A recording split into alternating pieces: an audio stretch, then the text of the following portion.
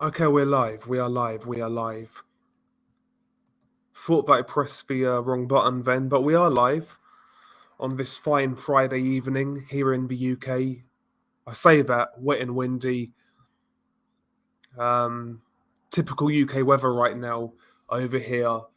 Winter time is well and truly upon us. Dark nights, gloomy weather, but it's all good, man. It's all good. It's the weekend, man.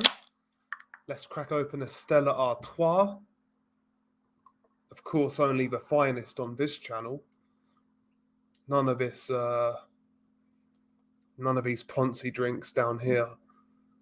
But yeah, big weekend of boxing coming up. A lot of fights this weekend. Several cards across the globe, in the UK, in the United States, in Dubai, in Russia. There's a lot of good cards this weekend, man. There's a lot of good cards. I have to say, I think the card of the weekend is the Dmitry Bivol card. So you've got Dmitry Bivol versus Umar Salamov. Dmitry Bivol defending his light heavyweight title.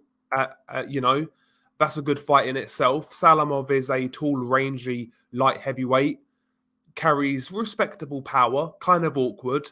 That should be a competitive fight. And also on that card, you have Magomed Kurbanov versus Patrick Teixeira, who is a former champion at 154. That's a really, really good fight. And it's a big test for Magomed Kurbanov. Of course, Kurbanov in his last fight squeaked past Liam Smith. Very close fight. Could have gone either way. And he's in with another test. So that Russian card is definitely the card of the weekend, as far as I'm concerned, at least. Let's have a look for you. Also, you have, by the way, in Kazakhstan, this is going to be on YouTube, I believe, Stephen Ward, the Irish cruiserweight. He's fighting Kamshabek Kunkumbayev, a really good cruiserweight prospect. So there's a lot of boxing this weekend.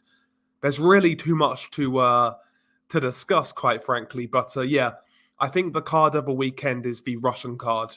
I really do. Really, really good card. Really good card. But big up to Jay's Boxing Universe. How's it go, Del? I'm doing good, bro.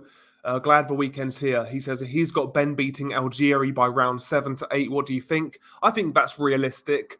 Chris Algieri now is in his late 30s. It's hard to know what to expect from Chris Algieri at this stage. I think he'll survive a few rounds. He's experienced. He's quite durable. He can move, quite tall and rangy. I think he'll survive a few rounds, but maybe Conor Benn gets him out of there late on. It's one of those ones, really. It's one of those ones. It's a good development fight. I don't believe so, no, Danny. I think that fight got postponed.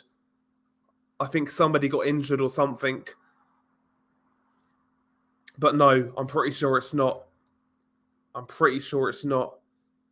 See, I forgot he was even fighting today, bro. Well, or supposed to be fighting today. Let me have a look for you, bro. No, it's not on BoxRec. So it looks like that's been cancelled. I want to thank Carlos Takam for getting injured or whatever he got. I want to thank MTK Global. I want to thank Billy Nelson. I want to thank whoever made Tony Yoka versus Martin Bacole. Very good fight.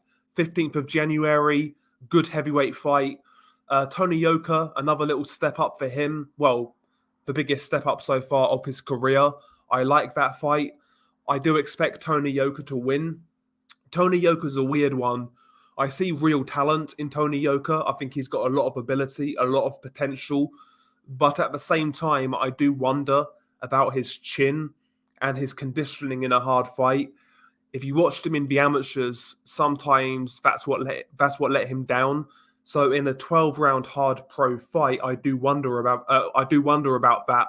But in terms of skill, technique, and ability, Tony Yoka is definitely a very good heavyweight prospect, and that's a good fight. Yeah, why aren't Bivol and Zerdo fighting? Also, why isn't Smith being talked about in this action? Yeah, that's a good point, bro. Yeah, light heavyweight, it needs to get a move on. I want to see Bivol versus Zerdo. I think that's a good fight. I've been banging the drum for Zerdo Ramirez for quite some time.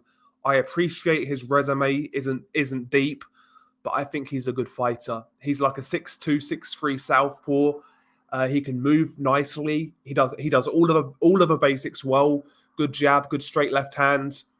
He's a very good fighter in my opinion, Gilberto Ramirez. He's just not had that consistency in his career, but I think he's going to give guys problems at light heavyweight.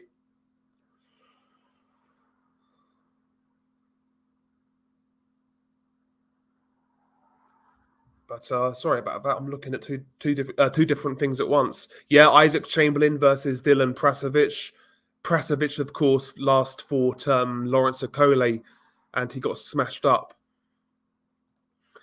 Big up to Gup Dura. Big up to you. Loma by KO, I agree. I've got late Loma stoppage. Maybe even mid-rounds, but more than likely late. What is it with pros moving so slow and late these days? Yoka is 30 next year. Yeah, that is true, Mike. That is true. But one thing in regards to Yoka, he is a heavyweight, so he's got a bit more time. Usually those big, tall guys age a lot better. So I think Yoka's got a bit of time still. But I get you. I do get you. And there was that as well. He was inactive due to missing drug tests in France, so he got suspended. Yep. Keith Thurman versus Mario Barrios. I mean, I heard they were talking about putting that fight on pay-per-view. Don't get me wrong, it doesn't affect me, but still, that's a bad look. That's not a pay-per-view fight. But it's a good comeback fight for Keith Thurman. I expect Thurman to win, to be honest. I don't rate Barrios that highly, quite frankly. He's okay, but nothing special in my opinion. Nothing special in my opinion. But it's okay, man. It's going to be interesting to see what Thurman has left these days. I don't think he's got much left, quite frankly. I mean, I wish they just feed Thurman to Boots, quite frankly. Just be done with it. Get rid of Thurman. Chuck him in there with Boots Ennis. See what happens. Big up to GB Guthrie. Salute. And yeah, what fights are you looking forward to most this weekend? You've also got the return of Nonito Donaire. He's fighting Raymart Garbalo. Decent fight. I thought Garbalo clearly lost to Emmanuel Rodriguez last time out, but it's always good to see Donaire back in action. I think Donaire's going to knock him out. But, Donaire's 39 now, so you never know. But I do think the best card of this weekend is the one in Russia. I think that's on DAZN as well. But that's a really good card. That's a really good card. Yeah, life has been, well, we're getting through. We're getting through. It could always be better, but it could be a lot worse, So yeah, it's been all right. And how do you see Bivol Salamov playing out? I've got Bivol, a similar type of performance to Craig Richards, that sort of fight. I think it's going to be relatively competitive. I certainly can't see Bivol knocking out Salamov. I can't see it.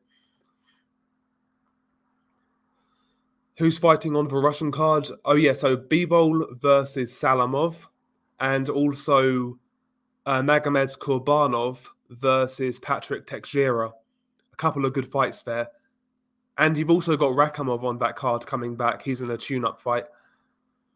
Believe it or not, I was looking forward to the Casemiro fight, but it looks like it's off now due to Casemiro throwing up blood. Yeah, that's bad. That's bad. Yeah, I mean, Casemiro was going to beat up Paul Butler, but Casemiro's good to watch. I like Casemiro. All action. Big up Celtic Crusader, and thank you for helping me out with that pronunciation. Big up to Celtic Crusader.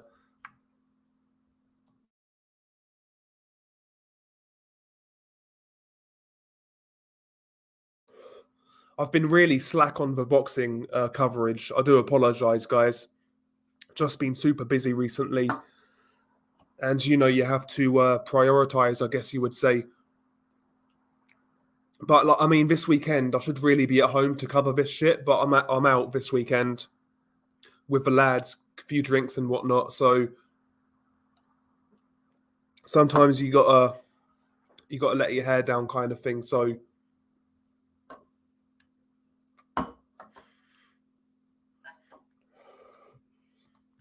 yeah, the Bivol card's been under the radar. Lots of good scraps this weekend. Yes, sir.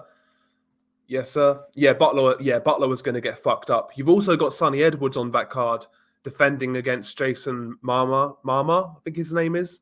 I've never seen that guy fight before, so not sure what to expect there.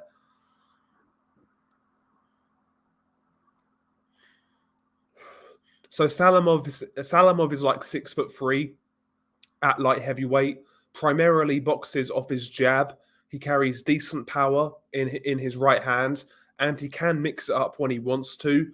He is kind of awkward. He fights with like a somewhat weird rhythm. And against a guy like Bivol, I think I don't think he's gonna make Bivol look good. Maybe he's like a poor man's Vlasov. Maybe I guess you would say. He's not as good as Vlasov, but not a million miles away, if that makes sense.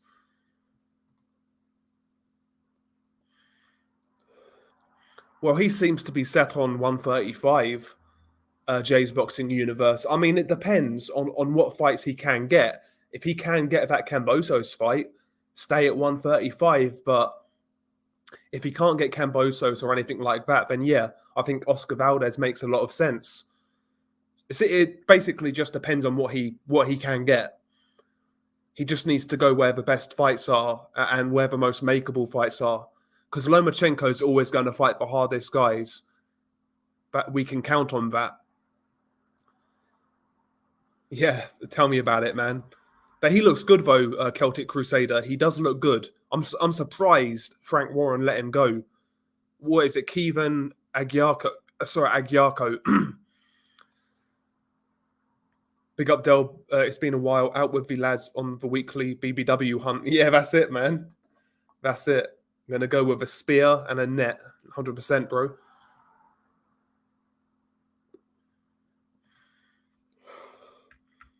Fuck's sake.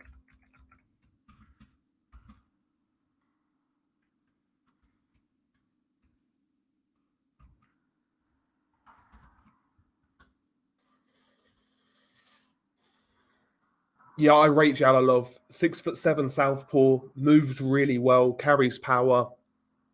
Obviously, the Olympic background as well. Still relatively young. He's mid-20s, I believe, MS22. So yeah, he's definitely a damn good prospect. Glad you mentioned that, Gup. Who the fuck is calling me?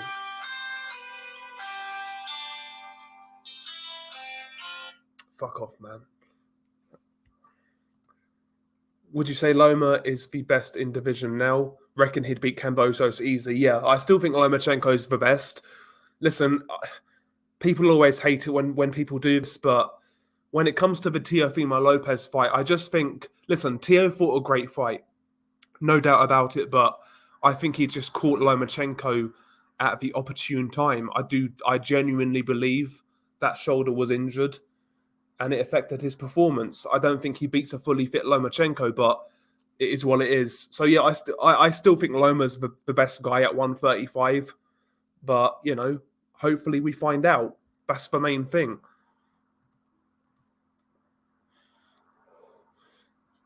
Interesting, Jim. I think that fight's a lot more competitive than people make out. Marcus Brown's a weird one. I followed Marcus Brown for a long time, and when he first turned pro, I watched a few of his first fights, and I was very impressed. As he stepped up in competition, it became apparent that he was very inconsistent. On one night, he would put on a clinic, like against Badu Jack, or against Gabriel Campillo, for example. But on the flip side, he would struggle with guys like Hot Rod Kaladzic, or he would struggle with Lenin Castillo. He's so hot and cold, and obviously he got knocked out by Jean Pascal. It depends what Marcus Brown turns up. He could get knocked out in a couple of rounds, or he could give Beterbiev some real problems with his foot movement, his hand speed, and his southpaw stance. It depends on what version turns up. He's just so inconsistent, but he does have talent. He does have ability. So It's an interesting fight. Don't be surprised. Don't be surprised if he gives Beterbiev a hard night's work. Yes, I agree, crazy. I think so, yeah. I think, listen, he's not been matched with any punchers since he fought that Pianod guy when he got dropped twice. He's not fought any domestic rivals at all. The matchmaking has been super selective, super careful. I understand, he was a prospect, I understand the Adrian Granados fight, the Samuel Vargas fight, the Formea fight. I had no problems with those fights. But, he's had those sort of fights now. And to have another one against Chris Algieri, to me, it's not a good look, man. It's not a good look. Leave Virgil Ortiz and Jerome Boots Ennis to the side. Those guys are the elite prospects, but someone like Rudzab Butayev, he would go through Conor Benn like a fucking doorway. You know what I mean? Like, would Conor Benn beat Rashidi Ellis? I'm not a big fan of Rashidi Ellis. I don't rate him that highly, but I'm not sure Conor Benn beats Rashidi Ellis at welterweight. I don't see Conor as a top 5 welterweight prospect. I don't. Maybe I'm wrong, but I'm not high on him. I think right now he's a good domestic fighter, maybe fringe European level. That's the sort of level he's at right now, and I can't really see him doing much at the world level. He is indeed, yeah. Jalalov's going to be a fucking issue. Evening Del and the chat, another top week. It's been a good period in the past few weeks. It has indeed, yeah. We've had some good fights. We've had some upsets as well. I loved that Kambosos Lopez fight. That was a great fight.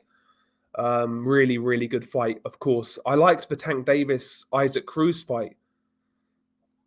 And by the way, I was very impressed with Isaac Cruz. 23 years old. That kid's got some growing to do, but he could be a very good fighter. His tactics were spot on. Fighting out of that crouch, nice tight guard. Isaac Cruz's defense against Tank Davis was really, really impressive to me. Really impressive. Tank barely caught him clean in that fight. I think Isaac's problem, though, was a short training camp, short notice, and he kind of gassed out a little bit towards the end, but he fought a really good fight, and he can definitely improve. Yes, big up to Carlos Mendoza. Where's Carlos gone? Oh, I clicked on him. There you go, Carlos. Big up to Carlos. No, I'm not, bro. I might switch it on when it's main event. I think Brown might pull it off. Listen, man, stranger things have happened. Brown's not a bad fighter. He's not a bad fighter. He can box a bit. By the way, lads, if you could smash the like, it would be much appreciated. It would be much appreciated. So I'm doing like 5 million different things at once. Yeah, Benn fights small men and shadows of former glory. Yeah, I understand that for a while, Bump of K, matchmaking, developing prospects, etc. But when you're selling this guy as being 1 or 2 fights away from a world title, and then in the same breath say we're being unreasonable for him to fight Avanesian, it's getting hard to get behind Conor Benn right now. Do you know what I mean? It's just... I mean, who wouldn't be excited by Ben Avanesian? That'd be a great fight. No, it's a good fight. It's a weird one. Callum Johnson versus Joe Smith. It's a weird one for me.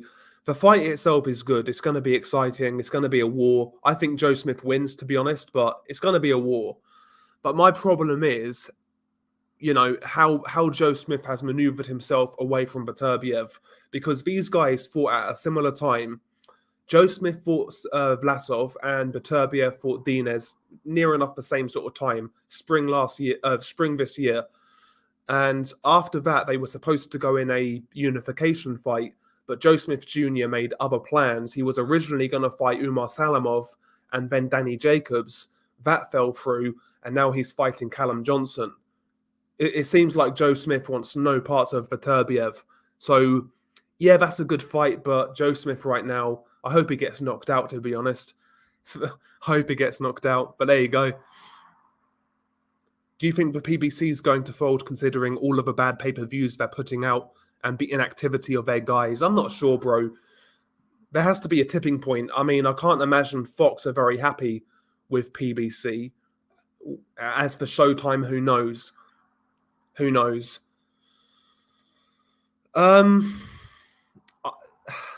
It's definitely, listen, Broner now is definitely not world level, but it's got more intrigue. At least Broner can punch a little bit. He can punch a little bit, so I'd be more interested in that fight. But will it really tell us much about Conor? Probably not, to be honest. Probably not. I'm impressed by how well Top Rank rebuilt itself after the Heyman lawsuit. They're the top guys in American boxing right now, I agree. And they've made some good signings, Jim, as well. Keyshawn Davis, silver medalist in the last Olympics.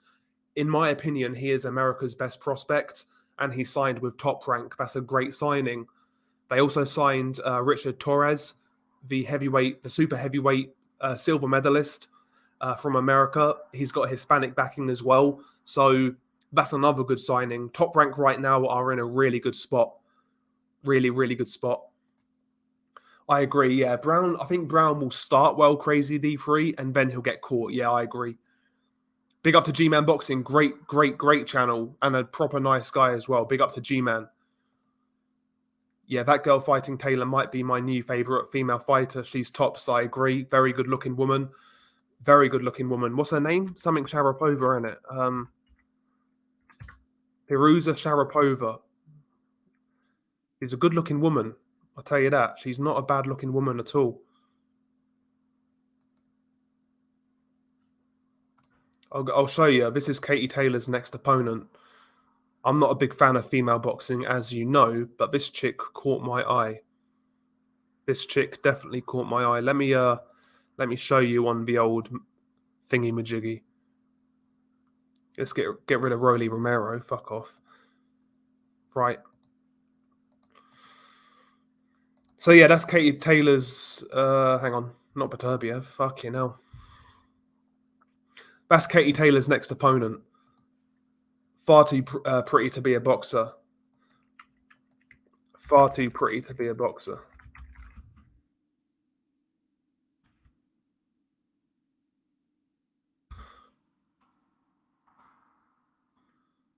Yeah, smash the like. Yes, sir. The same way Dell does his chubby women. Jesus. I don't know why they didn't build Benn at domestic level. They have done an Anthony Yard route with him skipping British and European level. Yeah, it seems like they want to get him into that sort of big fight and cash him out, maybe. I don't know, and then rebuild from there. But yeah, I mean, even like a Michael McKinson Celtic Crusader, that'd be a good fight. I wouldn't mind that fight. Jesus Christ. I know, bro. Brandon, yep. The UK judge ruled in favour to extradite Assange, yep. That's typical. Probably had a brown envelope, Brandon. I personally think Benn comes across as a dick and very unlikable. Yeah, it's just like sound bites. Like, I've got heated seats in a Range Rover, mate, but I'm a fighter. Piss off, man. Show me. Fight Avanesian.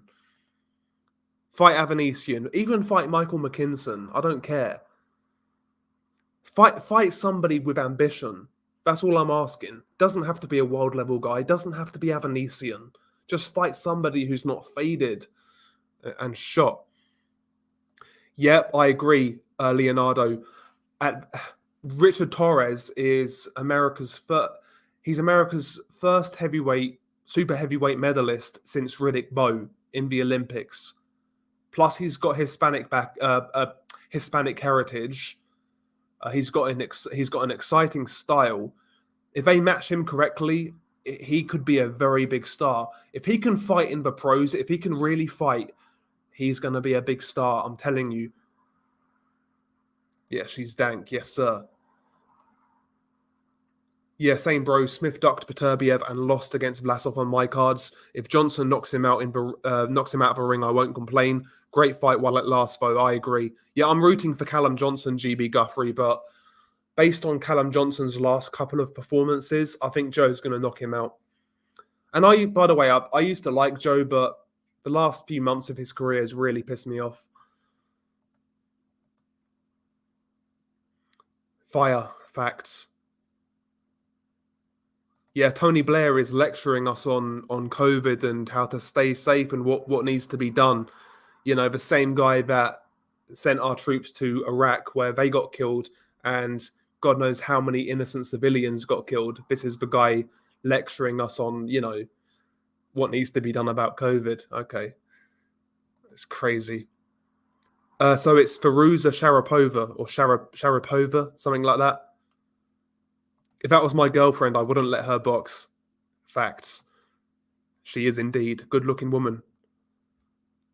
She's not as good-looking as my wife, but she is a looker. The last time I had a booster, I was fucking 4 years old. A booster seat in the fucking car. Yeah, Benn gifted a full-time pro career and he's still pretty mediocre. That's a good shout. Benn's annoying. That wannabe hard man persona he's had since he turned pro is annoying. Yeah, Johnson's definitely more skilled, but I fancy Joe by KO. I agree, big stiff idiot. I think Joe's going to weather the storm, take some hard shots early, and just walk through him.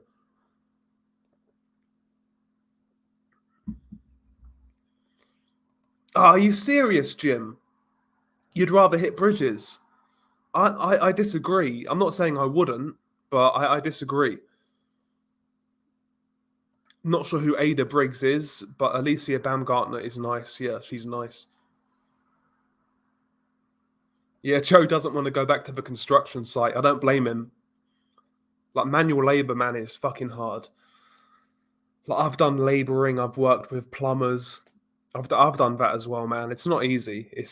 But it's more fun and it's weird. Like, I work in a fucking corporate environment now, and there's certain things about the site I miss, like the banter, lack of PC. You know how it is in a fucking office. You know, there's no banter, there's no back and forth, there's no camaraderie or anything like that. But on site, it's much more sociable. So it's one of those.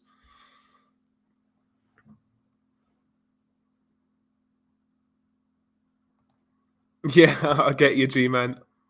I get you. Fingers crossed, G-Man. Fingers fucking crossed. Fingers crossed, man. I hope you're right. I hope you're right, G-Man. I haven't had a booster chocolate bar since I was 15. Yeah, but they are nice. Well, Ellaby used to fight, apparently. Shadow Combat. Apparently, Ellaby used to fight. And allegedly, Hearn used to fight. I'm not sure whether I believe that, but Ellaby's like 60, though. Like, if Eddie Hearn can't knock him out, then he's in trouble.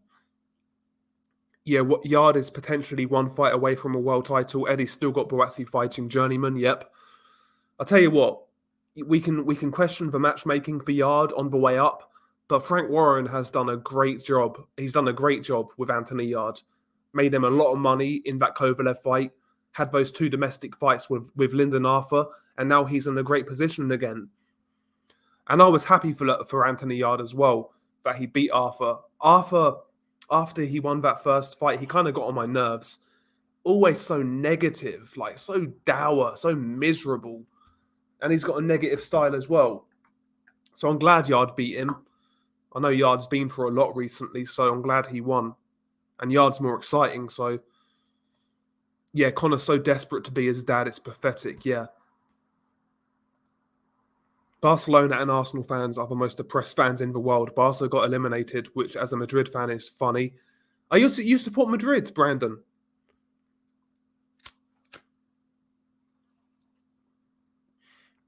My favourite Spanish club is Atletico. And I do like Villarreal as well. Yep, what was Hearn's exact quote? Algieri couldn't knock the skin off a rice pudding. Yeah, I know. I saw her on some DAZN show. She was like being a guest analyst, and yeah, she's pretty cute as well. Only booster for me is a chocolate bar. Fucking LG, man! I nearly put you in timeout there. That would have been embarrassing.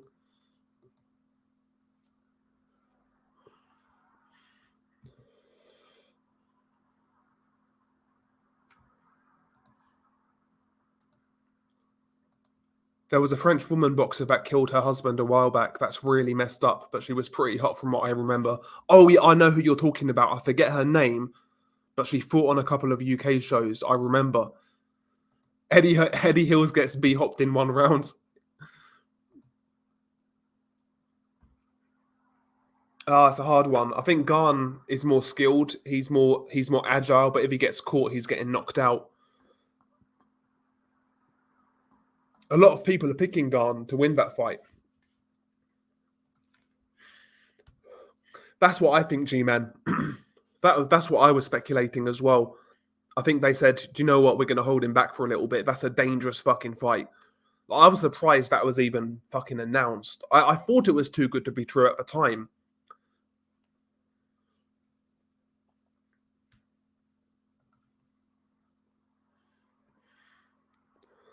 Both Ellaby and Hearn got amateur experience, but Ellaby is ancient and like 5'8". Then again, Ellaby does have a double barrel shotgun on his face, so it's a pick'em. Big up to E-Machine's 34. Yeah, Bridges would be like shagging a plastic sex doll too much, yeah. Yeah. I nearly told you a story then, but I'm not going to incriminate myself.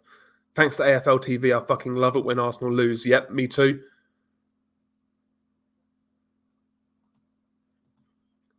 Yeah, tell me about it. Tell me about it. I've been fucked up by some shorter guys. Yeah, she's pretty nice, man.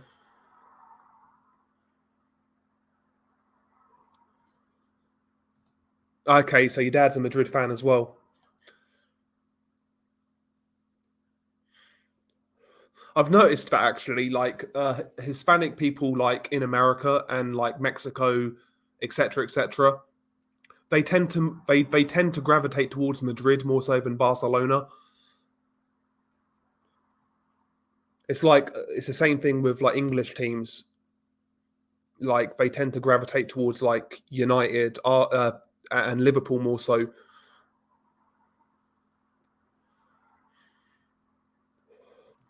Yeah, Herm was hating on Chris. Yep. Yeah, I'm glad he's back at United as well. Ronaldo. 4-0, 3 by way of, laughing my ass off. Porky exposed Eddie Hills. Yeah, he needs to release the footage. Yeah. Obanov, that's the one. Obanov. Oh, she was Brazilian. Okay.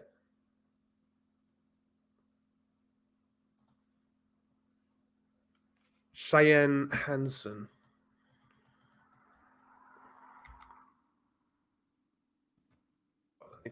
My Google, my typing skills are terrible.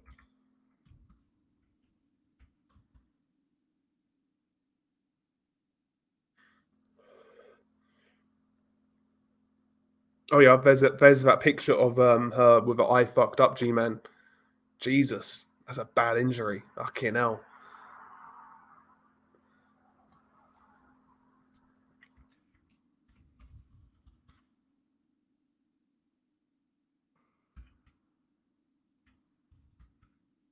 Fuck's sake.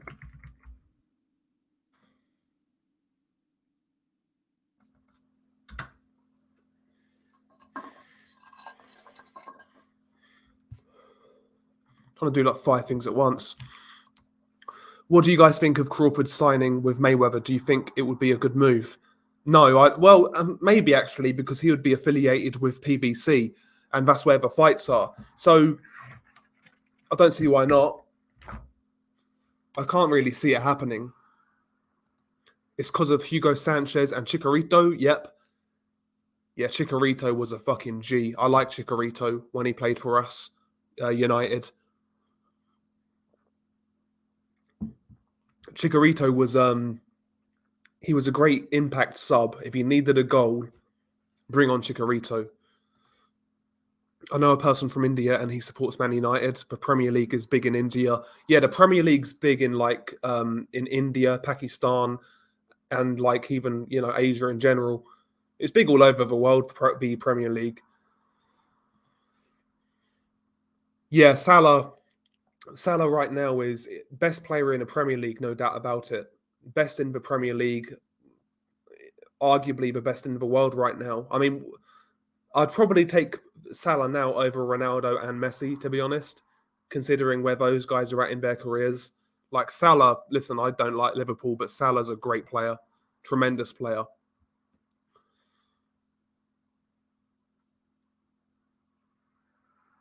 I'm not sure. I don't think Terence would sign with him, to be honest.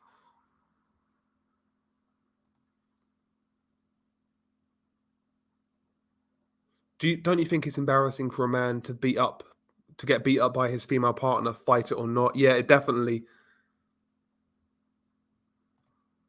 Hearn wasn't hating on Chris; he was hitting on Chris, flirting with Chris. Really?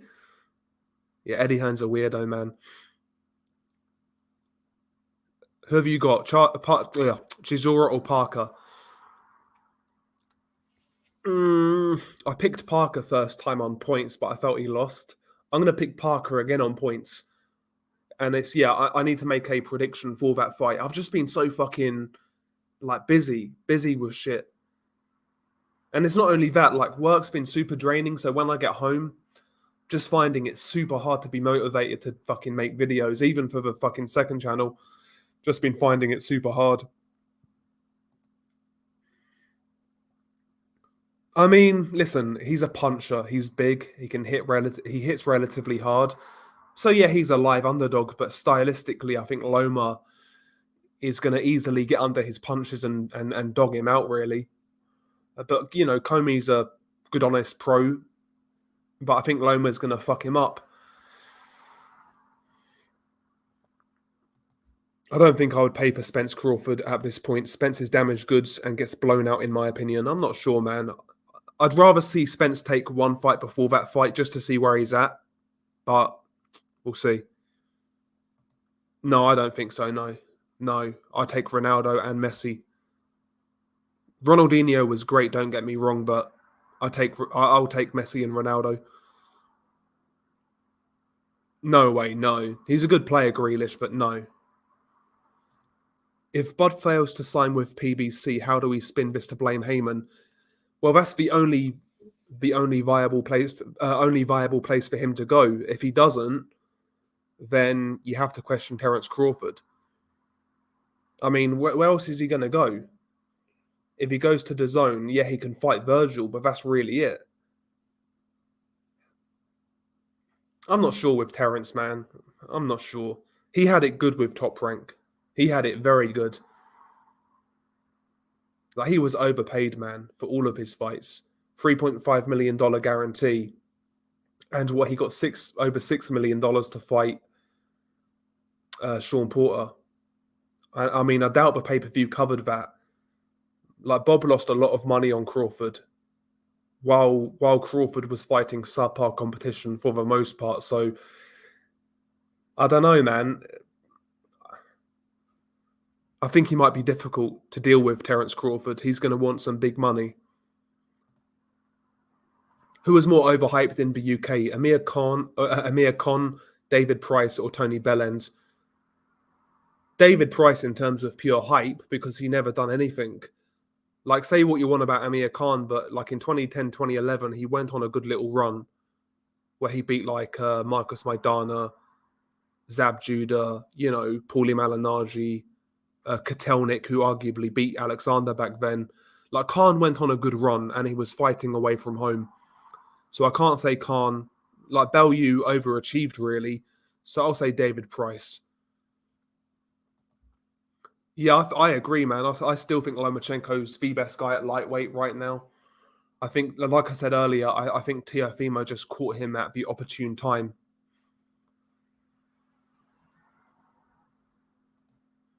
Yeah, I mean, you can say that about most world-class players who play for elite level teams.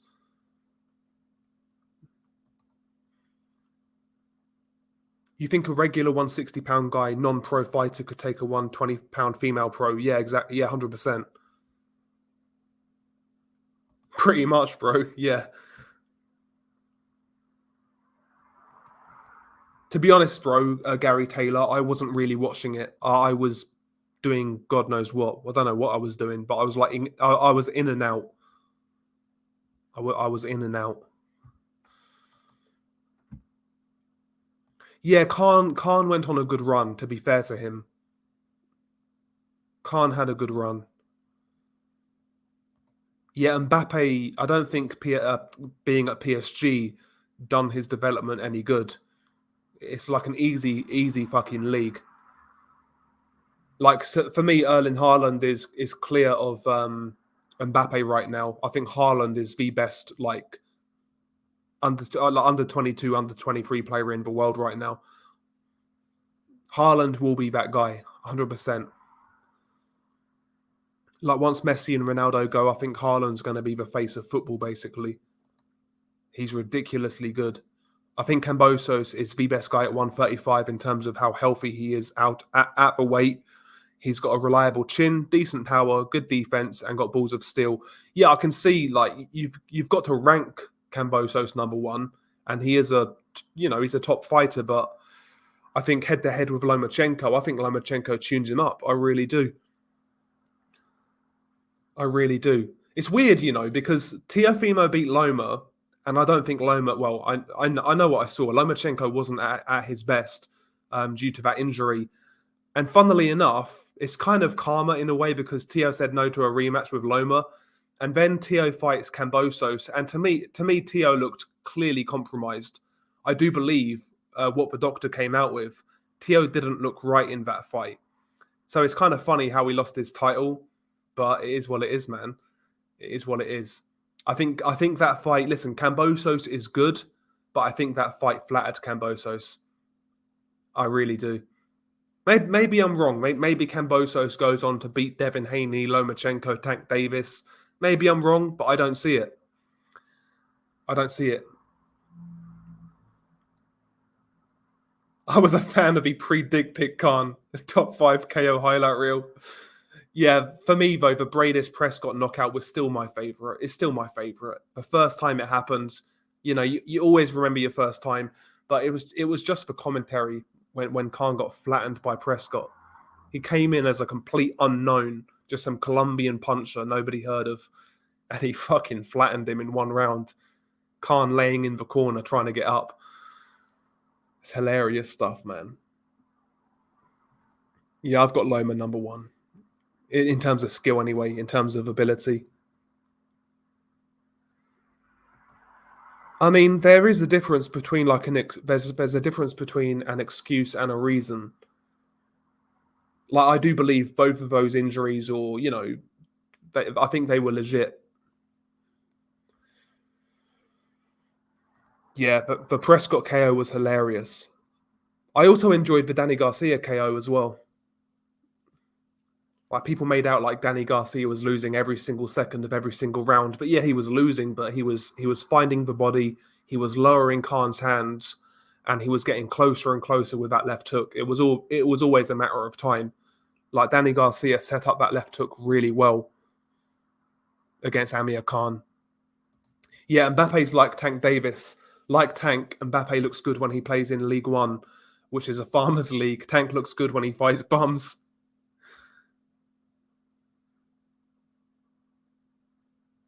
He knocked him down in the 10th. Cambosos was just a better fighter. I mean, he was better than Teo on the night, but let's say these guys rematched. I would take Teo. I really would. And listen, time will tell. Time will tell. I don't think Cambosos beats Lomachenko. I don't think he beats Tank Davis. I don't think he beats Devin Haney. I don't think he beats Ryan Garcia. I might be wrong. But proof is in, time will tell. Proof's in the pudding. We'll see.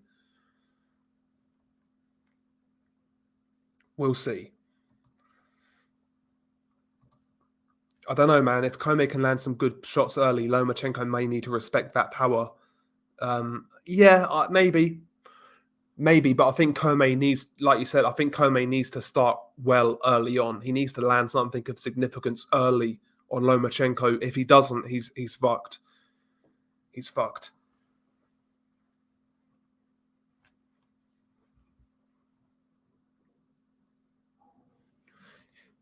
Yeah, Teo fought like a moron. Should have waited for George Cambosos to lead.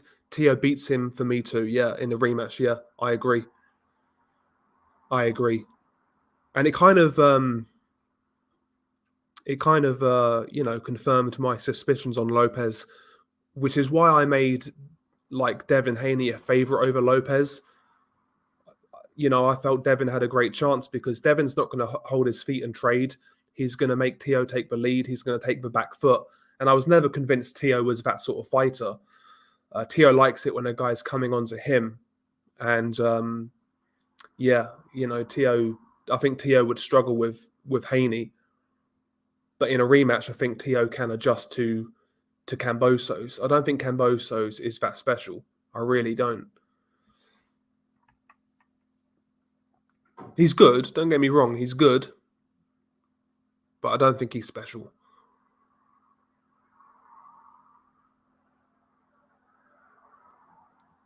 Fucking hell. Yodel, I'm from New Jersey, but I'm wondering about the girls out there. Big butts or majority flat? A lot are just fat, to be honest. Obesity, man. But yeah, I mean, there's mix and match. There's, like anywhere, there's some hot girls and there's some fucking butt ugly ones.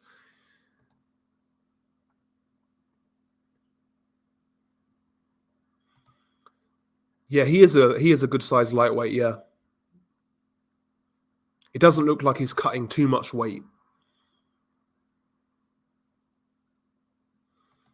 Yeah, the Furies, I'm not interested, to be honest. I'm not interested.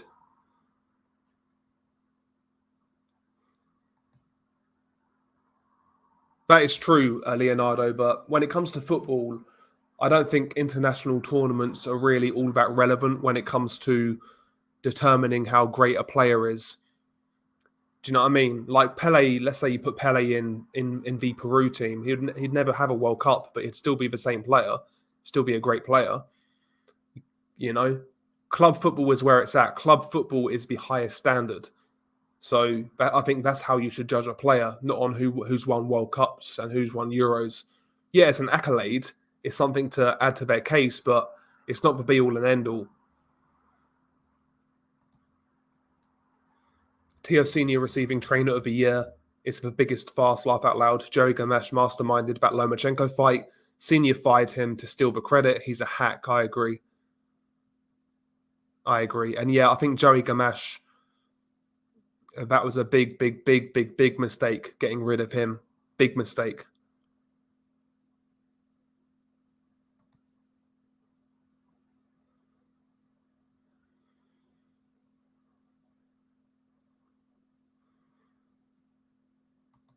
Oh yeah, no, I'm not interested in female boxing, to be honest. I'll take the piss, but I'm not interested in all seriousness.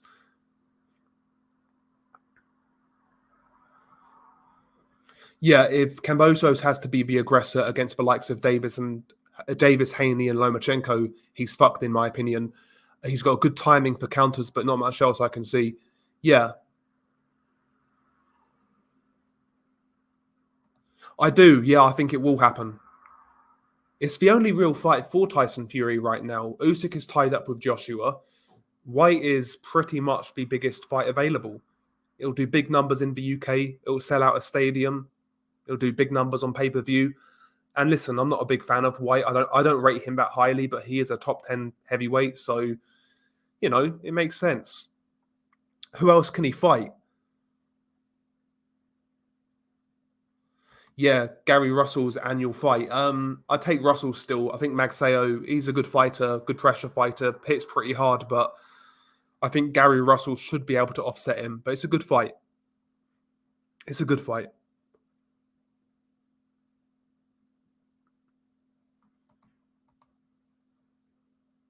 They are quite durable, considering they are. Well, they're very durable. And I agree as well. They look the healthiest in terms of weight, not having to cut and drain themselves. So yeah, I agree. Yeah, Loma's going to get them belts back. If he's got the opportunity, I think he will. I think Kambosos would beat Tank and Ryan Garcia. Ryan's a weird one. Like Ryan, I don't think Ryan's going to necessarily go on to be a great fighter. But if Ryan wasn't such a retard and he wasn't such a mental midget and he took his craft seriously, I think Ryan would be the best of a lot. out of these young guys. If he had like, let's say he had Haney's mentality, I think Ryan Garcia would be the best of the lot if he had that sort of dedication and a bit more mental fortitude. Because Ryan Garcia has got a lot of natural gifts. He's big for the weight. He hits very hard. He's got quick hands, good timing. He's what I would describe as a raw talent. And if that sort of guy is honed by a good trainer, he could be very good. But I don't think he's got the mental makeup to be a great fighter. I hope I'm wrong. But I've got Joe Smith Jr. Rounds 3 or 4.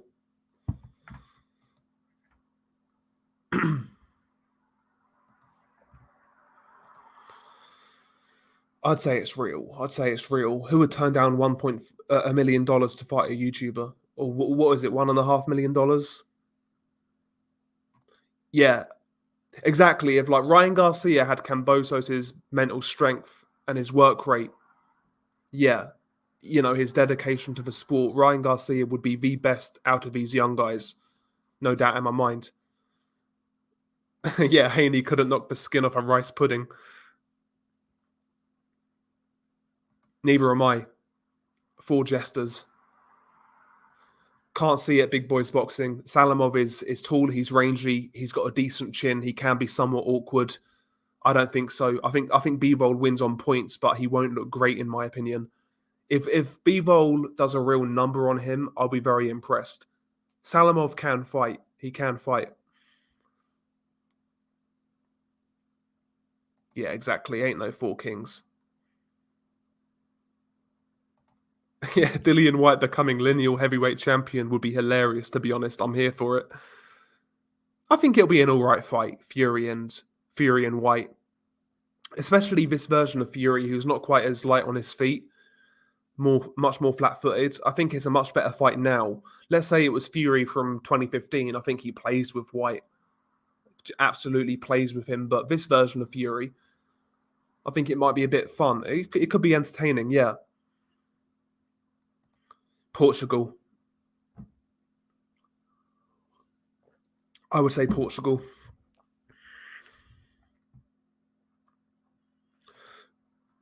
Would you be surprised if Fury tries to avoid White and instead fights Joe Joyce? I would be surprised because I think that's a harder fight. I think Joe Joyce is a harder fight.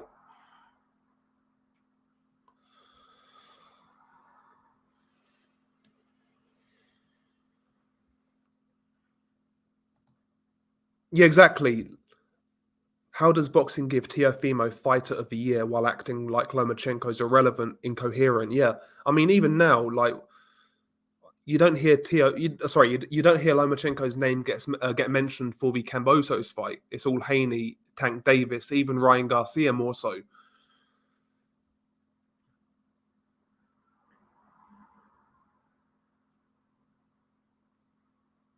Yeah, Garcia's a clown. Yeah, he's got natural talent. Yeah, he's got raw talent. Yeah, he's got speed, athleticism, power. Like I said, he's big for the weight. And again, if he had his mind in the right place and he was dedicated to boxing, had the right trainer, I think Ryan Garcia would be a very, very, very interesting proposition.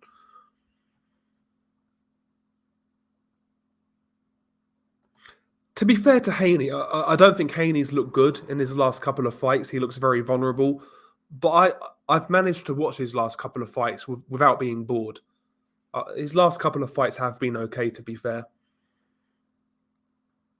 Yeah, I think Egorov would have beat him, LR. He is flat-footed, yeah. Ryan Garcia is flat-footed, but it's not always a bad thing. It's not always a bad thing. You think Tank would be the best if he was matched right, athleticism, skills, and power? Maybe. And that's another thing. Tank is like 27 now. Shouldn't really be calling him like one of these young up-and-comers anymore.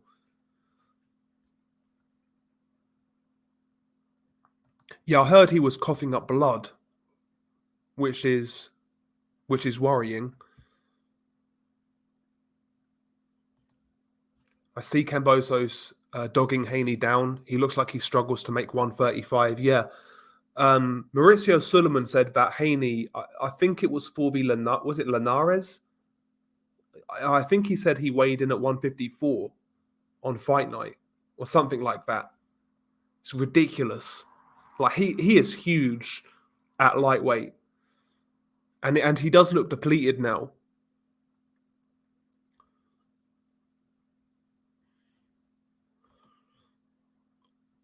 Roy Jones, I would say. Yeah. Ryan Garcia will come good when the Reynoso stakes kick in. Yeah, it needs to activate that roid rage.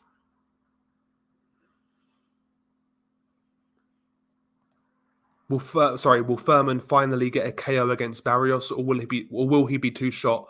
Would be embarrassing if he can't outdo Davis. Yeah, he should knock out Barrios. Barrios isn't great. Yeah, and Gamboa had his Achilles was messed up as well.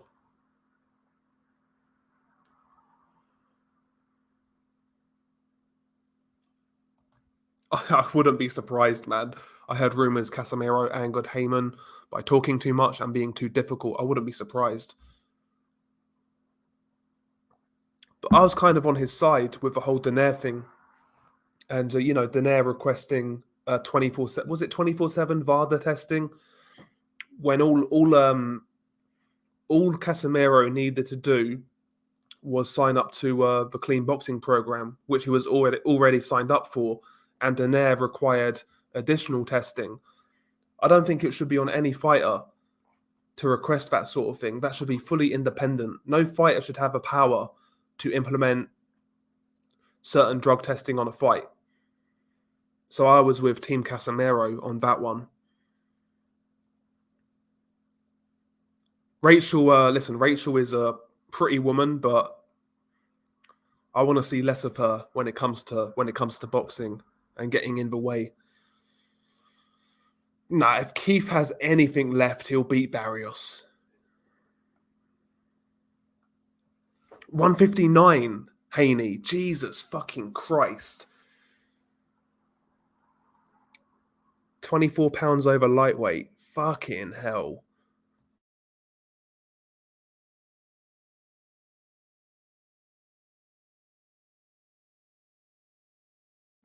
That's absolutely crazy.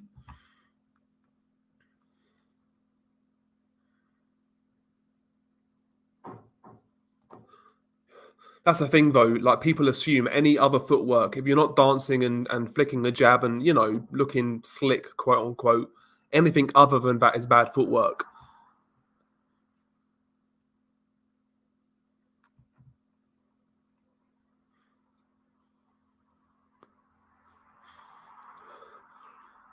So back in the day, I had so many people tell me, oh, Billy Joe Saunders' footwork is better than Golovkin's. Are you serious? Just look at the Lemieux fight.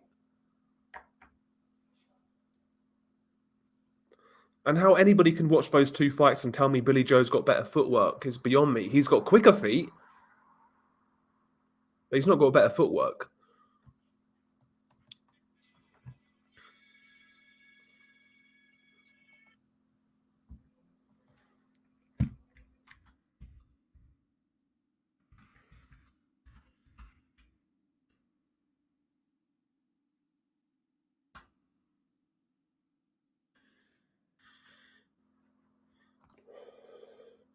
Yeah, if boxing talent and skills is only half of it, yeah.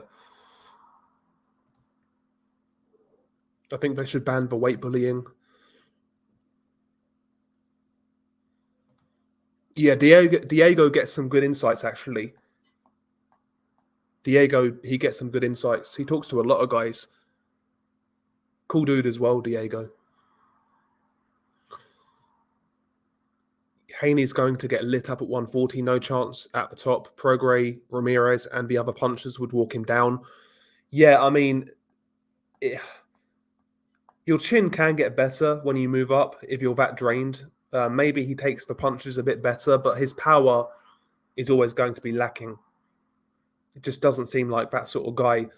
I think he could improve it a little bit, turn his punches over a bit better, especially with those wider shots like the hooks. He slaps a bit, but he needs to. Yeah, I think Haney has talent, but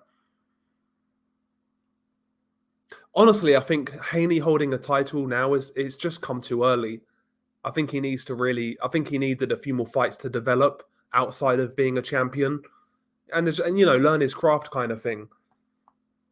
I think you can get world titles too early. I think we saw that with Munguia as well.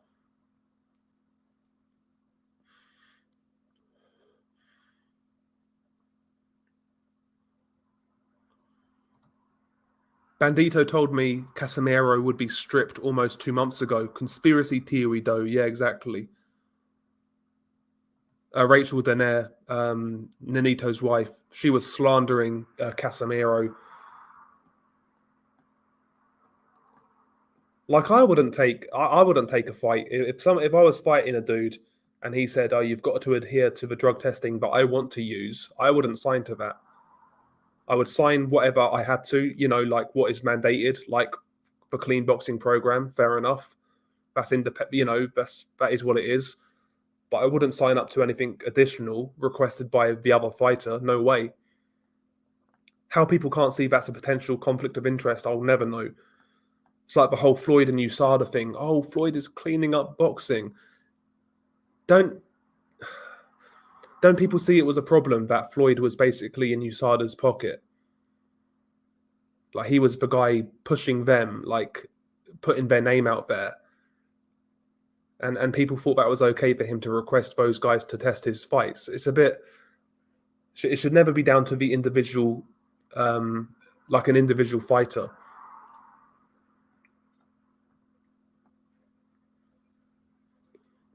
It wouldn't stand in any other sport. Haney's on the fraud list until further notice. Casemiro had no faith in Heredia beating the test. It's easy. Apparently, Casemiro was already 119 pounds yesterday, but he got a stomach flu. Doctor told him it was through food or air. I'm thinking he was poisoned. To be honest, though, like that wasn't a PBC show, was it? That was just a card in Dubai. So, and he's fighting Paul Butler, who's a average at best. I'll be kind. So I'm not sure why it would have been that fight, but yeah, maybe it's because they want to strip him, like Fight Film said. Yeah, Golovkin does everything better than Billy Joe Saunders, including speaking English. Yeah, Billy Joe Saunders, he's a absolute degenerate. And he looks like he could be in a bit of trouble if rumors are correct. He's been getting in a bit of bother outside the ring, having some traveller beef. Apparently, he got involved in some sort of row with another traveller family, and some 18-year-old kid had a straightener with him and dropped him in a fist fight. And apparently, Billy Joe Saunders allegedly pulled a knife on the kid and stabbed him through his hand and pulled a gun on him. That's what's being said. So how true it is, I don't know. But Billy's a fucking degenerate. So yeah, Vlasov spanked Smith. Yeah, I had it 8-4. Yeah, Anderson, he's fighting Teslenko. That's an okay fight for Anderson at this stage. I think Top Rank are moving him very well. With Ugas and Thurman tied up with their fights, who will Spence actually fight if it's not Crawford? He's maybe Abdu Kakarov, who's highly ranked in the IBF. Maybe Abdu Kakarov. Because he was mandatory at one point, then he got injured. He might be better at 140. I think it's listen, the initial the last couple of fights hasn't been encouraging, but you never know. He might improve as he goes up. I can't see it. I think Salamov is too tough, too tall and rangy. I think he'll get stopped in the rematch. Gary Taylor. I think Shiraz will adjust and do it properly this time. Yeah, exactly. Yeah, Abdu Kakarov. Yeah. Oh, so Quadratilo has a fight lined up. Interesting. Who knows then?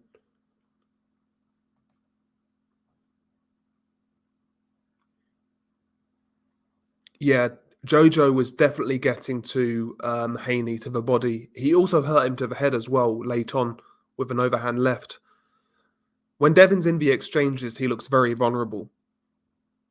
He looks very vulnerable.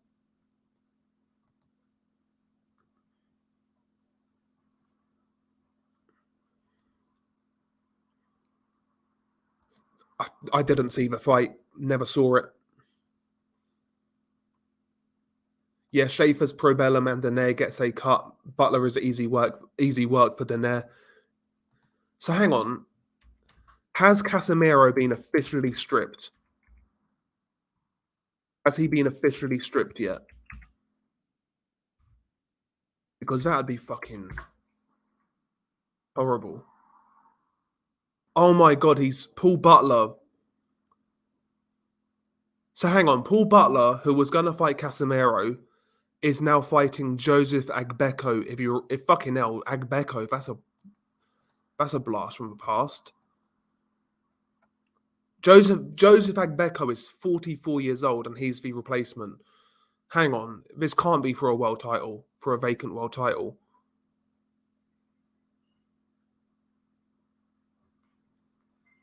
I'm not sure.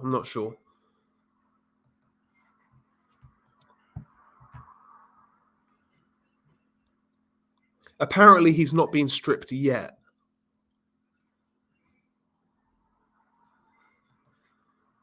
We'll see.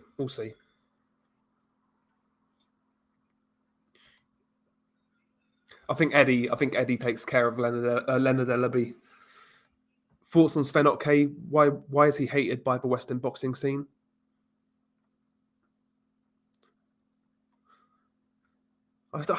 I just think it was the narrative that his fights were all robberies. Listen, he got a couple of lucky ones. Mads Larson was one, and I think Robin Reed. I don't think he won those fights, but apart from that, I felt he won his fights. The ones I've seen, anyway. I think that whole narrative that all of his fights were robberies is overblown, and people just parroted it without really watching his fights. But he got a couple of lucky ones, but no more than like a high-level British fighter or a high-level American fighter.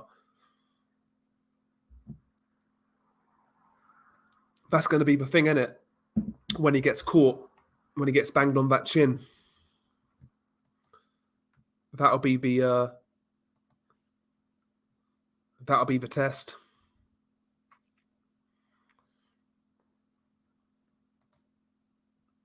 I love seeing fighters like Badujak, Golovkin, Bivol, Mikey Garcia, etc. Not flashy, but fundamentally sound. Yeah.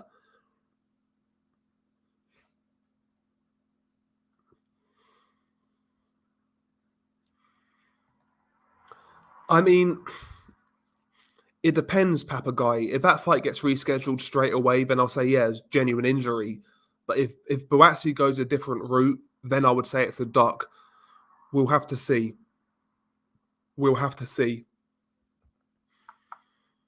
It was. I felt it was very strange that they announced that fight. I was shocked when that fight was announced. And then obviously Boatsi pulled out, injured apparently. Casemiro has to prove his illness or he gets stripped. Butler versus Agbeko is for the interim title. How is Agbeko in that? How is Agbeko fighting for any sort of title at 44 years old? Let's have a look at Agbeko. He's 74th ranked on BoxRec now, 44 years old. The last time he fought for a world title was against Guillermo Rigondeaux in a horrible fight. That was 2013. And since then, he's beaten nobody of note. Nobody of note. That's ridiculous, man. That is absolutely ridiculous. Yes, big up to PSK. PSK, arguably the most well-spoken man on the YTBC. every single time I've heard him in people's live chats. Oh yeah, he's washed up, 100%. Yeah, Prince Andrew, Sharapova looks lovely. Is a little too old for me though. Yeah, Prince Andrew, he's not going to get a sweat on there. Jesus. Okay, so it's for a vacant world title if Casemiro gets stripped. That's embarrassing. How can they strip the dude? That's fucking embarrassing, man.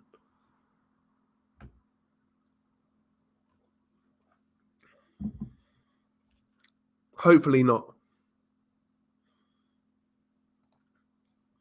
Yeah, I'm sure Buatsi's management figured out Vlasov is a step too far without an intermediate level fight. Yeah. I mean, again, Big Boys Boxing, I was shocked when that fight got announced. I was so shocked. I felt at the time it was too good to be true. Yeah, Gulamarian versus Egorov. Egorov got cancelled, yep.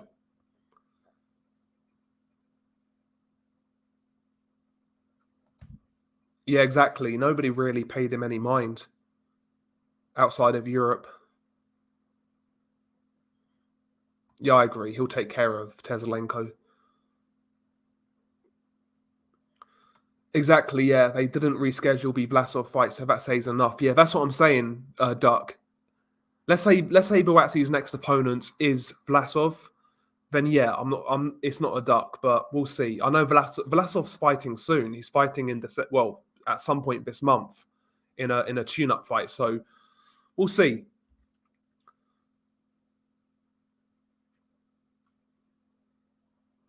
Yeah, there's that as well, Brandon. Yeah, there's that as well.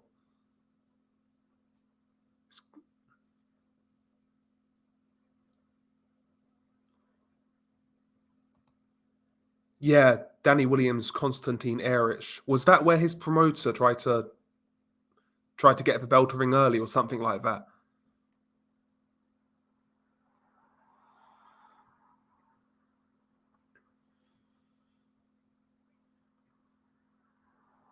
Yeah, how is Agbeko even on weight at 44 on short notice at 118? That's insane, yeah. That whole situation does stink when you look at it.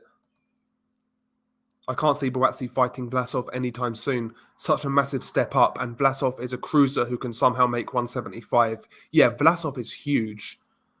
And Vlasov, he fought a cruiserweight and he knocked out cruiserweights. He knocked out Rakim Shakayev at cruiserweight. He knocked out Ismail Salak at cruiserweight. And he took Glowacki the distance at cruiserweight.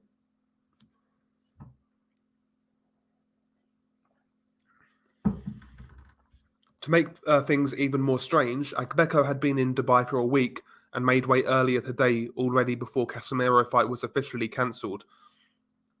Very weird.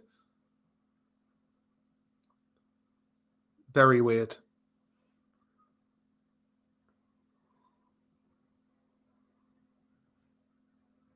Yeah, he didn't look good. That was like the old Florian Marku, hidden ape.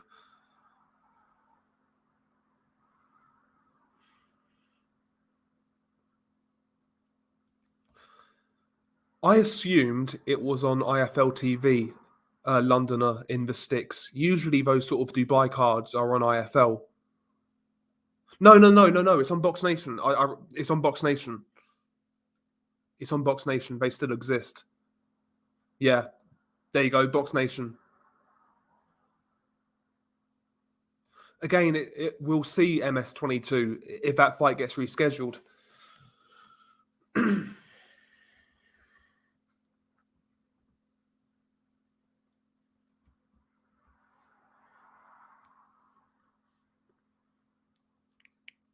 Yeah, they rung the bell early. Yeah, okay. That's the one. Yeah, big up to Kamil Sakalovsky.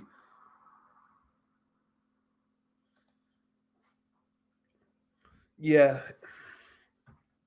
It's very suspicious, Duck.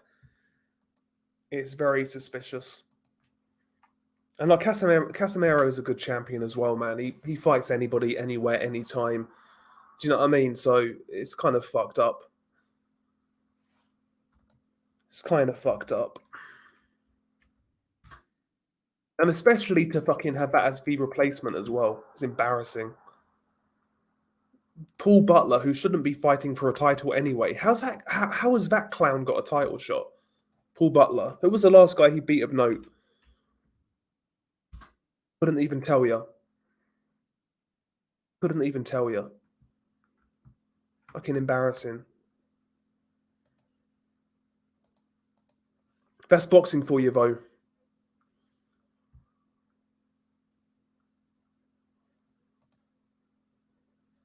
Cockroaches for Rolling Stones and Box Nation. Yes, sir. I take Salido, Brandon Blanco. In a bit of a firefight, but I think Salido outlasts him, gets on his chest, smothers him, smothers that left hook, and works him. Good fight, though.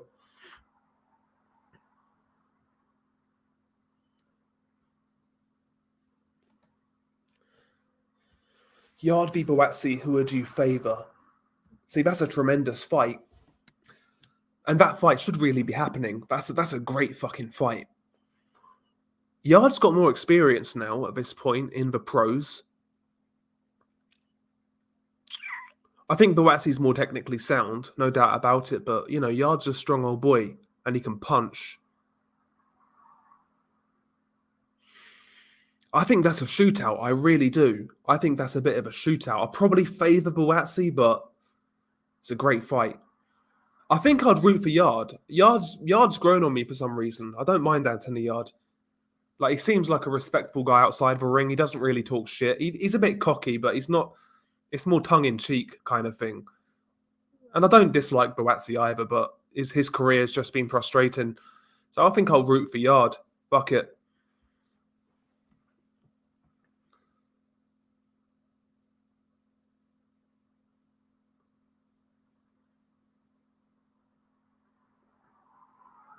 Yeah, that's it, Levi. Yeah, Umar Salamov is a good fighter, working with solid tools, but Bivol's better all the way around the board. Yeah, I agree.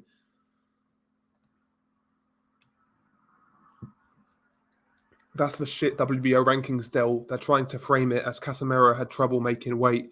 That's not what I'm hearing. Yeah. There you go.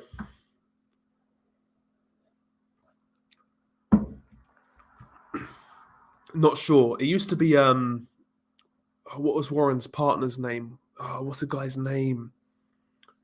I forgot the guy's name, but I'm not sure now. Yard and Frank seem to fancy the Boatsi fight. I think there's rumours of Boatsi's chin being suspect. Yeah, I've heard that as well. I heard they never fancied the Callum Johnson fight when Callum was with Matchroom. Yeah, the official Eddie said they offered Callum Johnson that fight, but I heard the offer was derisory, like really bad.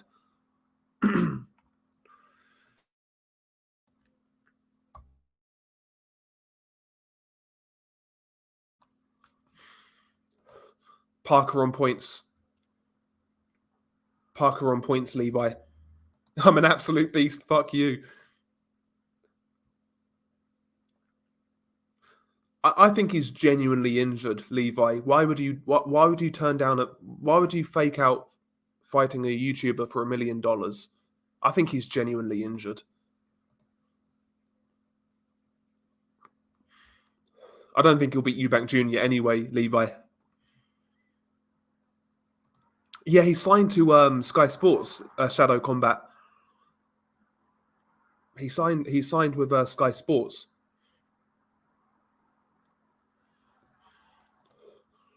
Yeah, Fight Film made a really good video on this, and you should check it out. Hang on. I'll try and find it. I summed it up perfectly, like the hypocrisy of Andrade in this situation. It's hilarious, but I'll try and find you the video, and I'll link it.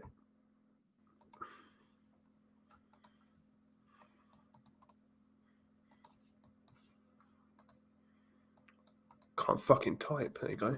It's a really good video, and I totally agree. Like, the only fight of interest that we would have seen Andrade in for years, and he doesn't want to take the fight. Embarrassing. I know. Listen, Janibek is green. He's not proven. Let's be honest, but like he's more interesting than anybody Andrade's fought at 160. Like I would take Janibek to beat Liam Williams or Jason fucking Quigley, Carlton Dokwa. Selecki was all right, but I'd still take Janibek.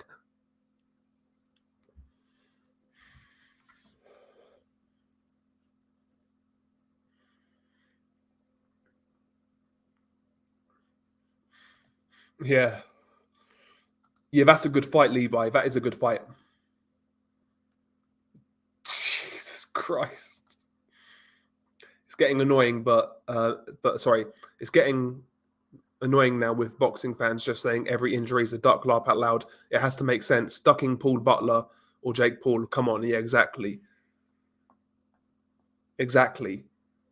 Like the Boatsi one, for example, has legs.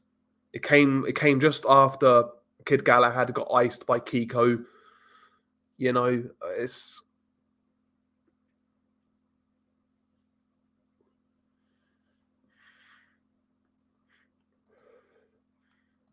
That's a good fight. It's a good fight. Liam Smith versus Jesse, the fighting Senator Vargas. Yeah, it's a good fight. I'll take Liam Smith. I think he's more natural at 154. Exactly, yeah. Andrade talks about how hard it is to get fights when he ducks a fight. And like Fight Film said in his video, Andrade will basically try to duck his Mando, vacate the belt, move to 168 to try and become Canelo's Mando. Like the hypocrisy in that is crazy. And if Canelo doesn't take that fight, he'll scream bloody murder and say Canelo's ducking when he did the exact same to Janibek. It's crazy. Like he said, oh, it's a no-win situation. If I beat him, I get no credit. Well, so was Jason Quigley. You beat him, you got no credit because he's a bum. At least Janibek, hardcore fight fans will give Andrade credit for beating Janibek. Yeah, the casuals might not know, but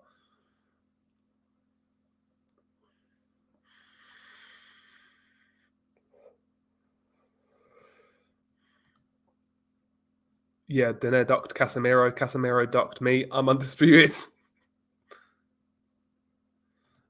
Is Lee Selby in another final eliminator? Alex, are you serious? How's this guy getting another fucking eliminator? Lee Selby. Jesus Christ.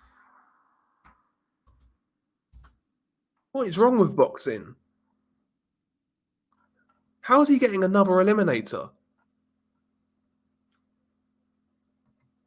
This is a problem.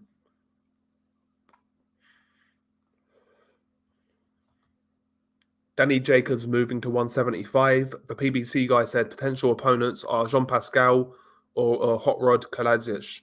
Okay. I don't think Andrade does much at 175. Sorry, Danny Jacobs, I mean.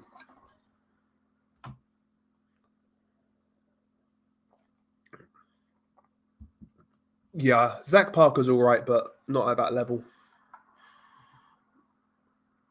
Yeah, he does. Yeah, Andrade beats Zach Parker. But Zach can punch a bit, so you never know. But I think Andrade beats him. Yeah, that is true. If Andrade vacates, Janibek will fight for the vacant. Yeah. Let's have a look, actually. WBO rankings. Let's have a look. Oh, the WBO website's fucking horrible, by the way. Absolutely horrible. It will still be November rankings, I think. Middleweight.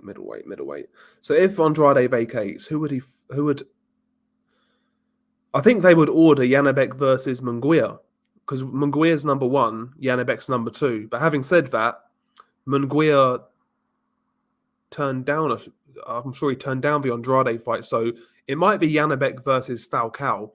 It's either Janibek versus Munguia or Janibek versus Falcao for a vacant title. Both good fights, by the way.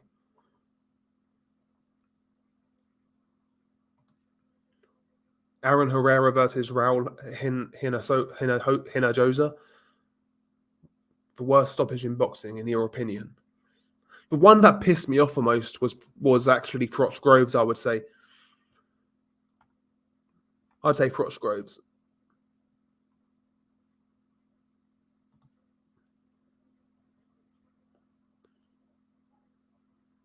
I used to work in the X-ray department in a major London hospital a few years back, and I must say, for somebody with a broken rib, Tommy Fury seems to be breathing and speaking very well in his video. Just saying, yeah, because he put proof out there, like a signed X-ray and shit with like the doctor's address and shit. So I don't think he'll duck fucking Jake Paul for all that money.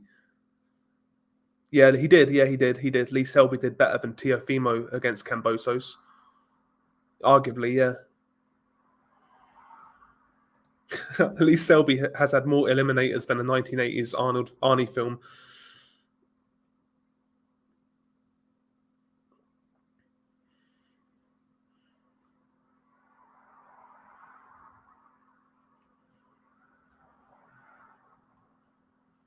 Yeah, he's loving it right now, Kambosos. He's everywhere and anywhere.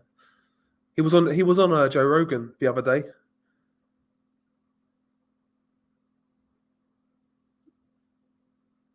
Fucking hell.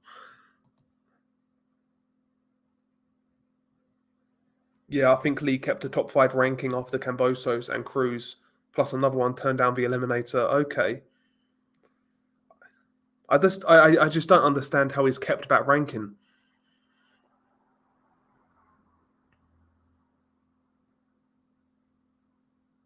That's what I'm saying, Levi. So that's what I'm saying. Like, he's got no problem fighting the likes of fucking Jason Quigley. That's okay, but Janabek is the best opponent he can get right now, so why not take it? Oh, Sergio Mora is terrible. Worst commentary line of the year. Mine is Mora. I know Floyd is not a southpaw, but he boxed like a southpaw.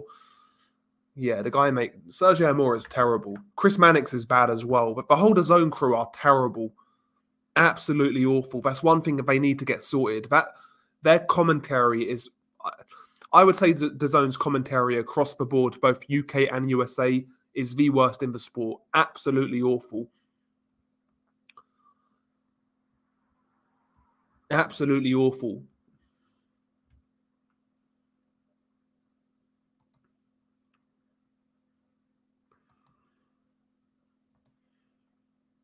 Yeah. Andrade went through all of the Irish level 160s with Luke Keeler and Jason Quigley. Who's next? Steve Collins Jr. at 168. Yeah.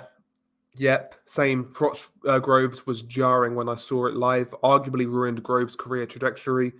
But check out the one I mentioned. It will have you reeling. I'll check it out.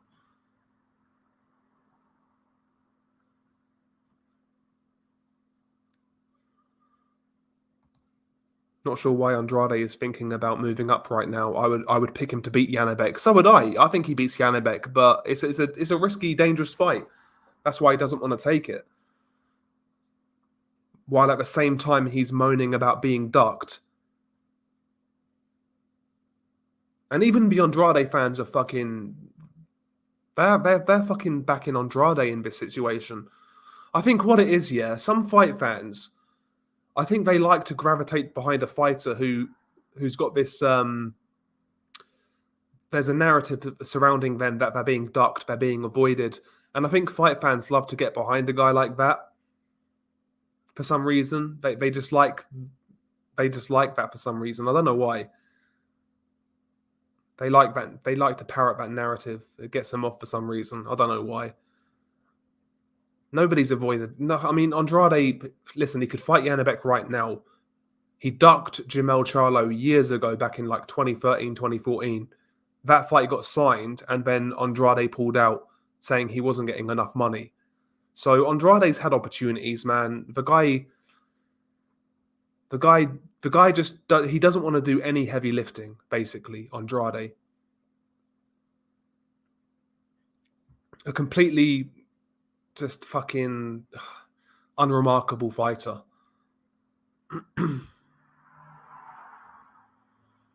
Sergio's done a decent job considering his partners are fucking morons. I'm not sure, bro. He's been pretty bad.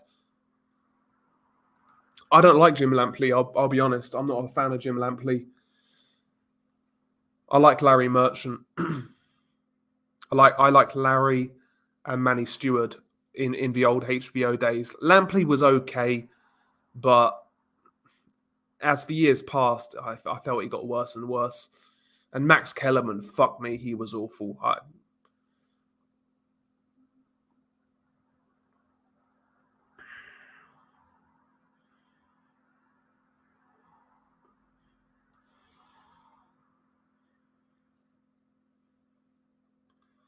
Yeah, HBO leaving boxing was a blow, no doubt.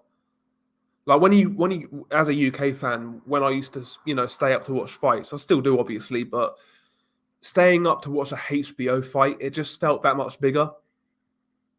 You know what I mean? But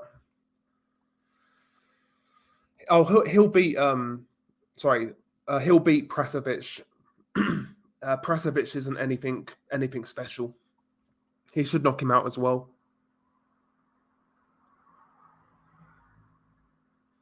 I like Cole Froch. He's dyslexic, so he calls fighters a mix of names, and he loves the 10-10 round. He loves the 10-10 round. I'll be honest, I like Andy Lee, but I think sometimes his analysis of how a fight is going is pretty poor, I'll be honest. Hey, that's it, the Quags. Way too emotional. Yeah, Lampley would cry if there was a stiff breeze. Way too emotional, I agree.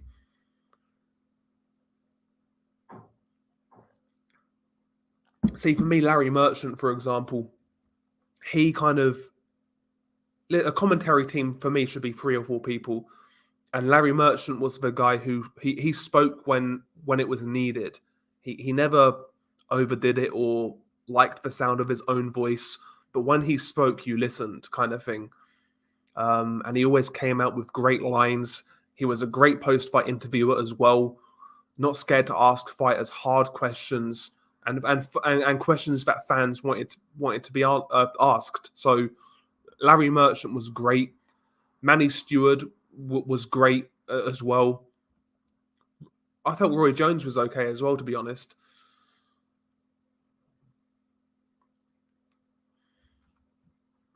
I know who you're talking about, and he's shit. I know who you're talking about.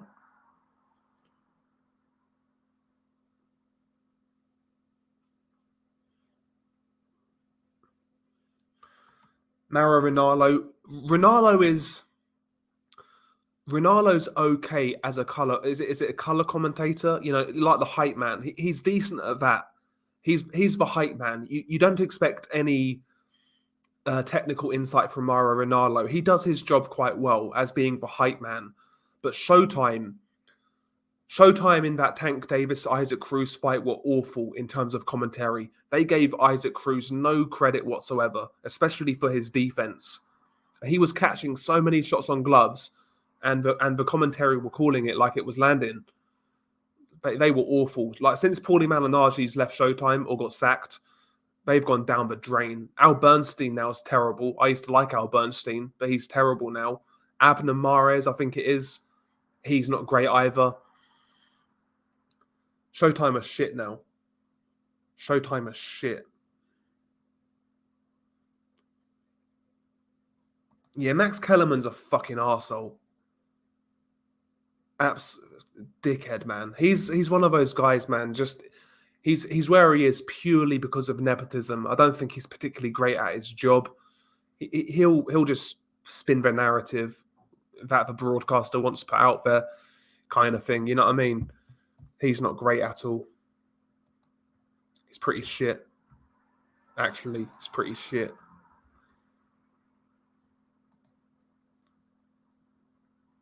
Oh, fuck.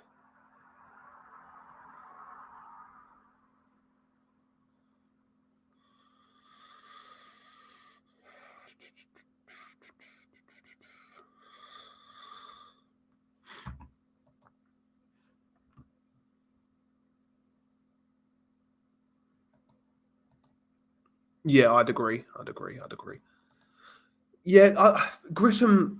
I don't think Grisham's that bad, but he's not great. PSK.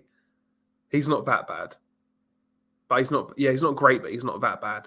He's average. Yeah, Lennox is terrible.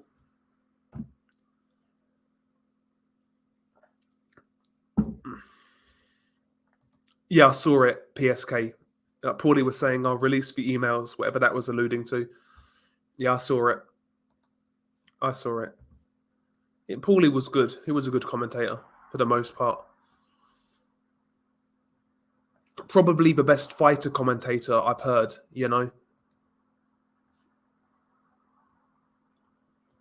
Yeah, I'd say so. I'd say so.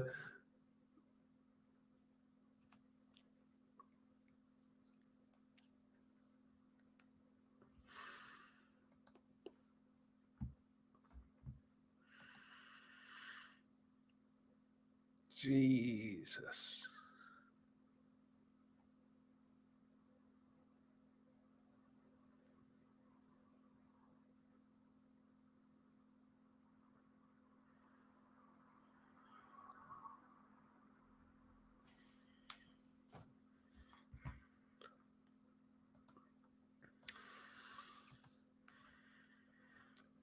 Yes, big up to Triple J. What up with it? I'm good, bro. Sound as a pound. Yeah, that is true, actually. Yeah, Todd Grisham is very passive aggressive. He is.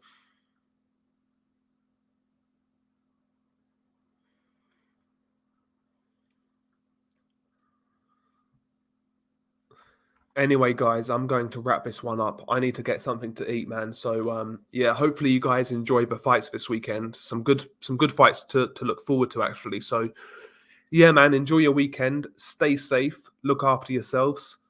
Don't do anything I wouldn't do. And yeah, man, peace.